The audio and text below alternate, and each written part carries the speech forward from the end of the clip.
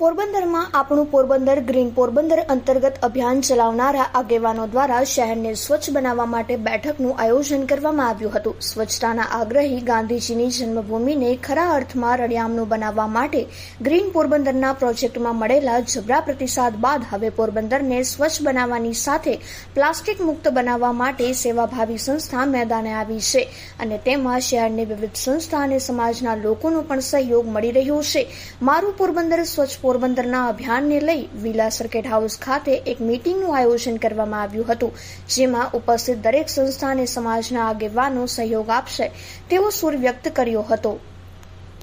આજે અહીંયા પોરબંદર ચોપાટી ખાતે વિલાનો જે કોન્ફરન્સ હોલ છે એની અંદર પોરબંદરની મોટા ભાગની સ્વૈચ્છિક સંસ્થાઓ ક્લીન પોરબંદર ની મુવમેન્ટની અંદર જોડાવા માટે અહીં હાજર રહી હતી અને પોરબંદર શહેરને સ્વચ્છ પોરબંદર, હરિયાળું પોરબંદર અને સુંદર પોરબંદર બનાવવાનો સંકલ્પ બધી સ્વૈચ્છિક સંસ્થાના પ્રતિનિધિઓએ, જુદી જુદી જ્ઞાતિના પ્રમુખશ્રીઓએ, જુદા જુદા યુવક મંડળના પ્રમુખશ્રીઓએ, મહિલા મંડળના પ્રતિનિધિઓ બધા હાજર રહી અને સંકલ્પ કર્યો છે કે આવનારા દિવસોની અંદર આપણે પોરબંદરને સુંદર અને સ્વચ્છ અને હરિયાળું પોરબંદર બનાવવું છે.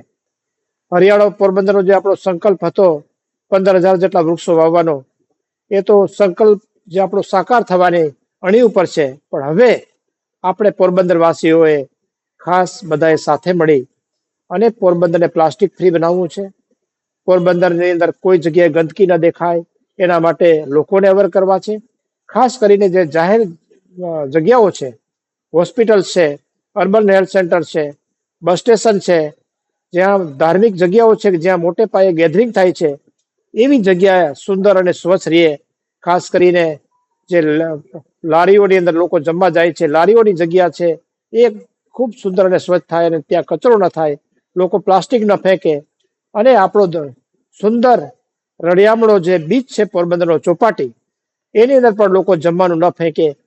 એના માટે આખા પોરબંદરને પ્રજાને આપણે અવેર કરવાની છે અને વહીવટી તંત્ર પાસે પણ આપણે દબાવ બધા સાથે મળીને ઉભો કરવાનો છે કે એ પણ આ સ્વચ્છ પોરબંદરની અંદર જો જે જગ્યાએ કચાશ રહેતી હોય એમની કચાશ દૂર કરે. એની અંદર બધા લોકોએ બધાએ ખૂબ સારો પ્રતિસાદ સાંપડ્યો છે.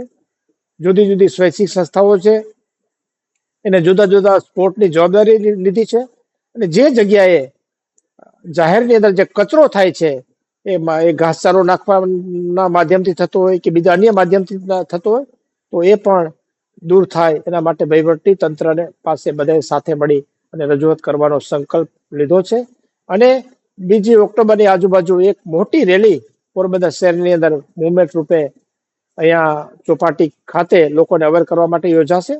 અને જેટલી નવરાત્રી યોજાવાની છે, નવરાત્રીની અંદર પણ બધી નવરાત્રીના જે આયોજકો છે એમને કહી અને ત્યાં એક સ્ક્રીનની અંદર સ્વચ્છ પોરબંદરનો અભિયાન એની અંદર પણ ઉજાગર કરે એવી વાત કરવાની છે.